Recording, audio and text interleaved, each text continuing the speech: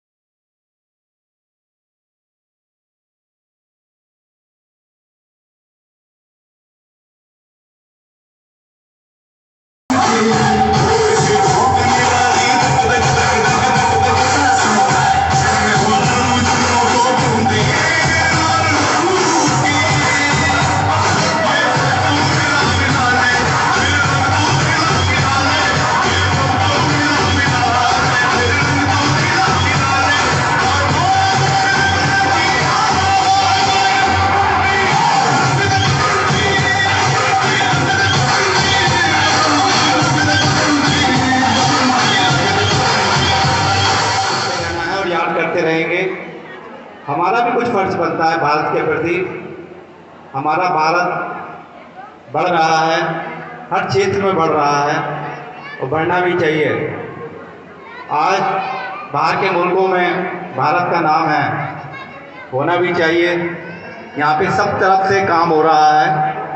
हमारे प्रधानमंत्री जी बहुत अच्छा कार्य कर रहे हैं, उसके ही स्वरूप हम लोग आगे बढ़ रहे हैं। क्षेत्र में बफर स्टेट के रूप में अफगानिस्तान अलग हुआ, तो 1904 आते आते हमारा नेपाल अलग हो गया, श्रीलंका अलग हो गया। इस तरह से करते करते अनेक भागों में भारतवर्ष विभाजित हो गया। लेकिन मुझे एक क्वेश्चन समझा दो। मैं अपनी लंदन वाली फ्रेंड से चेक कर रही हूँ, तुम अपने पापा से जाके पूछो। पापा मुझे एक क्वेश्चन समझा दो। क्यों बेटा, स्कूल में टीचर ने नहीं समझाया था? पापा समझाया था लेकिन समझ नहीं आया। जब टीचर ने समझाया था तुम्हारा ध्यान कहाँ था? अभी मैं ऑफिस का काम कर रहा हूँ, जब तुम्हारी ट्यूशन टीचर आ जाए उनसे समझ लेना। पापा आप ऑफिस का काम कहाँ कर रहे हो? अच्छा जबान चलाओगे, अभी कहा ना तुम्हारी ट्यूशन टीचर आने वाली, उनसे समझ लेना।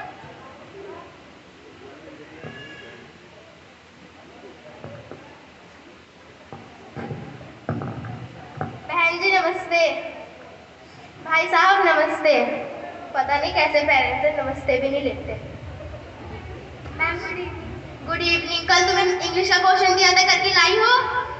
मैम पहले मैथ का ये क्वेश्चन समझा दो, इंग्लिश बाद में पढ़ा देना। लाओ दिखाओ इधर। ये तो मैंने तुम्हें कल क्लासरूम में समझाया था ना? मैम समझाया था लेकिन समझ नहीं आया।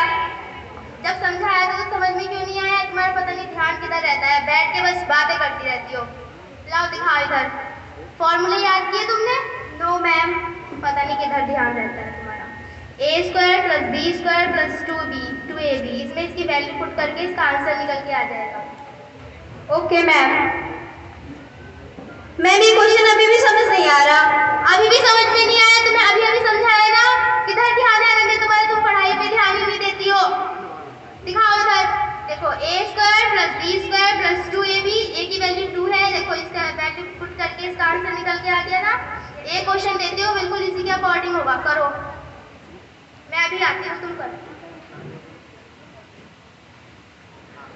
अरे ये क्वेश्चन तो समझ ही नहीं आ रहा। जब तक मैम आती है फोन चला लेती हूँ।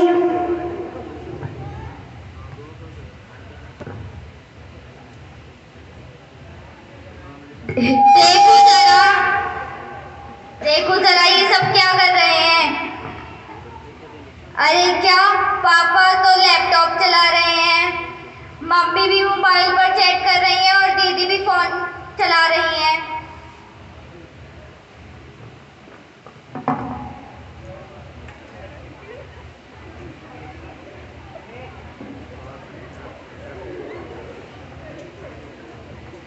हाय मेरी कमर।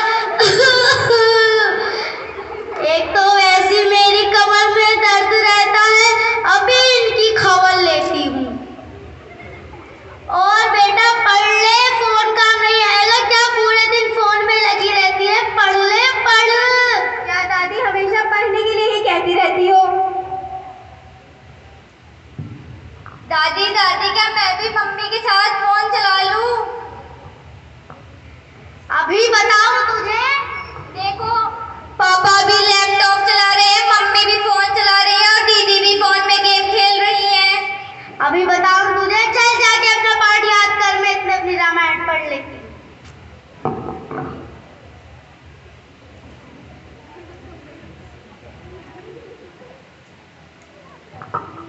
नमस्ते मैडम। नमस्ते। अरे अम्मा जी नमस्ते। नमस्ते बेटा, नमस्ते। सदा सुखी रहो। अरे वाह, दोनों दादी पोते बैठ के पढ़ रहे हैं, अच्छी बात है।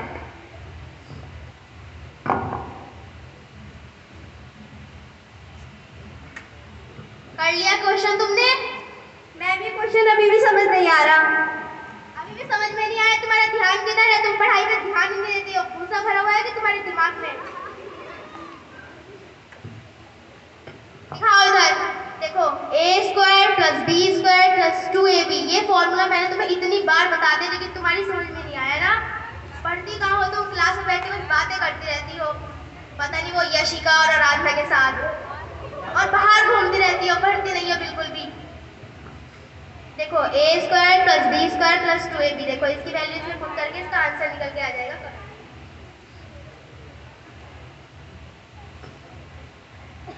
तुम्हारी मम्मी को कैसे पता चला कि तुम्हारे पापा को प्यास लगी है? मैम मम्मी और पापा तो व्हाट्सएप पर चैट कर रहे हैं। अच्छा, जब ही मैं सोचूं कि बेटी का ध्यान क्यों नहीं पढ़ाई में लगता। जब मम्मी पापा ऐसे हैं तो बेटी का तो कहाँ से लगेगा। मैम ये क्वेश्चन अभी भी समझ नहीं आ रहा। अभी भी समझ में नहीं आया? तुम्हें 4 बार ये क्वेश्चन समझा दिया है। मैं तुम्हें नहीं पढ़ा सकती, पढ़ती नहीं हो बिल्कुल भी। ओ मम्मी और पापा को मत बताना। भाई साहब मेरा हिसाब कर दो, मैं तुम्हारी बेटी को नहीं पढ़ा सकती। अरे मैडम अभी तो आपका हिसाब करा था। जब देखो बस पैसे पैसे करते रहते हो। कभी अपनी बेटी पे भी ध्यान दिया है वो पढ़ रही है या नहीं पढ़ रही है? कभी उसके पास जाके पूछा है तुझे स्कूल से क्या मिला है, तुझे कुछ समझ में आ रहा है या नहीं आ रहा है?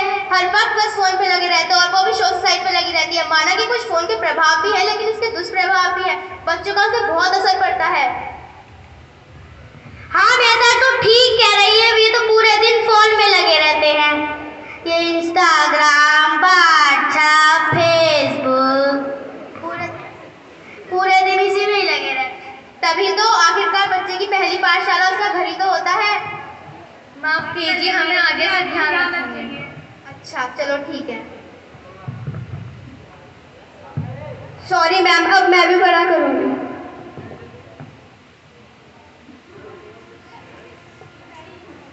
हमारा आप सबसे अनुरोध है कि माना कि आज आधुनिक युग में फोन बहुत जरूरी है लेकिन इसका प्रभाव हमारे नन्हे बच्चों पर ज्यादा पड़ता है। इसलिए आप अपना थोड़ा समय अपने बच्चों के साथ बिताएं जिससे उनके प्रगति के मार्ग में कोई बाधा ना हो। धन्यवाद।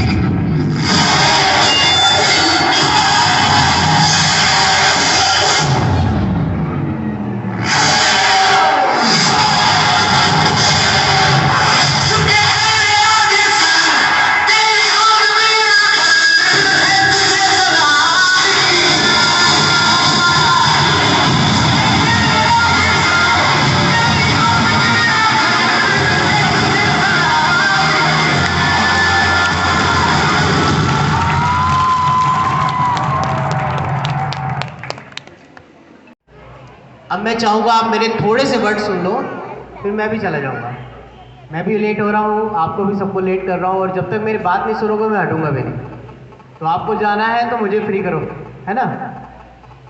तो माय डियर स्टूडेंट्स, अगर आप चाहते हो कि वाकई में देश में कुछ हो जाए तो आज की स्पीच जितने लोगों ने आपको दी है, घर जाके सब बोलने वाले हो, सबको बूंदी मिलने वाली है, मुझे मिलने वाली है, हम लोग खाएंगे और भूल जाएंगे चाय के साथ, है ना? यही होने वाला है। बट डियर, आज मैं आपको एक बहुत अच्छी बात बताता हूँ। मेरे को भी मेरे एक दोस्त ने बताई थी, जो बाहर कंट्री ऑस्ट्रेलिया में रहता है। उसने बोला कि हम लोग इंडिया से यहाँ से गए, जब एयरपोर्ट से उतरे तो वहाँ पे उन लोगों ने वहाँ पे एक गाड़ी, जैसे हम कैब बोलते हैं, करनी चाहिए। तो वहाँ पे ऑस्ट्रेलिया एक थोड़ा महंगी कंट्री है, कनाडा महंगी कंट्री है, तो उन लोगों ने आपस में मिल के एक गाड़ी की जिसमें वो लोग सारे बैठे। सुन रहे मेरी बात? सब ने उन 3-4 मेंबर्स ने मिलके गाड़ी की। उसमें 2 इंडियंस थे और एक लेडी थी जो ऑस्ट्रेलियन ही थी। उस बीच उस ऑस्ट्रेलियन लेडी को थोड़ी प्रॉब्लम हुई और उसको लगा कि मुझे वॉमिट आ रही है, ठीक है। और जब उसको वॉमिट आने को हुई, गाड़ी चल रही थी, उस कैब वाले को बोला गया कि अपनी कैब साइड में गाड़ी लगाइए, इनको वॉमिट आ रही है। ऑस्ट्रेलियन लेडी ने तुरंत मना किया, नहीं गाड़ी साइड में नहीं लगेगी, आप चलो। पर जब उसको वॉमिट आ रही थी तो हमारे इंडियन फ्रेंड्स ने उसको दोबारा बोला, मैम आप बाहर निकल के वॉमिट कर दीजिए। बोले no no no no, I am not vomit. उसने उनको मना किया कि मैं वॉमिट नहीं करूँगी। तो उन्होंने कहीं से उसके पे एक पॉलीथीन गाड़ी पे से अवेलेबल करके उसको दी। उस लेडी ने उस पॉलीथीन के अंदर वॉमिट किया। उसने वॉमिट किया, जो उसका गन था उसको निकला उसमें से, उसको थोड़ा रिलीफ मिला। देन बोला गया कि सर गाड़ी साइड में लगाइए, जो ये पॉली है ये हम बाहर फेंक देते हैं, या साइड में गाड़ी लगा के जैसे हम लोग आमतौर पे करते हैं। उस लेडी ने तुरंत मना कर दिया, नहीं गाड़ी साइड में नहीं लगेगी, आप चलिए। जिस टारगेट पे इन लोगों को जाना था वो वहाँ से 4-5 किलोमीटर दूर था। वो 4-5 किलोमीटर वो लेडी वो पॉलीथीन हाथ में लेके बैठी रही। और जब वो 2 घंटे 1.5 घंटे बाद उस टारगेट पे पहुँचे हैं जहाँ पे उन लोगों को पहुँचना था, वहाँ से उतरने के बाद उस लेडी ने वो पॉलीथीन एक डस्टबिन में डाली प्रॉपरली। जहाँ पे हमारे यहाँ लिखा होता है ना, सूखा कूड़ा और गीला कूड़ा, जिसको हम जानते भी नहीं किसे कहते हैं सूखा किसे गीला, उसने प्रॉपरली एक डस्टबिन में वो पॉलीथीन डाली। ठीक, हम लोग तो नहीं करते ना ऐसा, बट उसने किया। जब उसने वहाँ पे डाली तो गाड़ी रोकी गई। रोकने के बाद जब इंडियंस वहाँ से निकले, उन्होंने बोला मैडम ये काम तो आप पहले भी कर सकती थी, आपने वहाँ क्यों नहीं डाला? तो उस लेडी ने केवल 2 वर्ड्स बोले जो उस मेरे फ्रेंड्स को बहुत लगे, और जब उसने मुझे बताया तो मुझे भी बहुत लगे। उसने बोला दिस इज माई कंट्री। बोलो क्या बोलोगे? उसने बोला दिस इज माई कंट्री, ये तुम्हारी कंट्री नहीं है जहाँ मर्जी गंद मचा दोगे। तुम्हारी कंट्री नहीं है जहाँ तुम खिड़की खोलोगे स्पिट कर दोगे, जहाँ चाहोगे तुम चिप्स का पैकेट खाओगे और बाहर फेंक दोगे। वो लोग अपनी कंट्री को ऐसे बना के रखते हैं, अपना घर समझते हैं। आप घर में होते हो ना, गंदगी अगर होता है, किसी को वोमिट होता है, बाहर जाते हैं ना, डस्टबिन में फेंकता है ना, घर के ड्राइंग रूम में तो नहीं फेंकते हो ना। फिर अपने देश को क्यों गंदा करते हो यार, है ना? क्या ये देश हमारा नहीं है? ये हमारा घर नहीं है? यहाँ हम किसी को बोल सकते हैं क्यों गंद मचा रहा है? भाई दिस इज माई कंट्री। मैं किसी को गंदी, आपके घर में जाके मैं कैसे गंद मचा सकता हूँ बेटे बताओ? या मेरे घर में आके मैं आपको कैसे बचाने दूंगा? आपका स्कूल है, आप अपनी क्लास में कैसे गंद बचाने दोगे? आज ये शुरुआत आज अपने घर से करना, यही स्वतंत्रता है। यहाँ से आपकी आज़ादी शुरू होगी दोस्त। स्वतंत्रता मिल चुकी है, उस स्वतंत्रता के परिणाम को आगे लेके जाना है।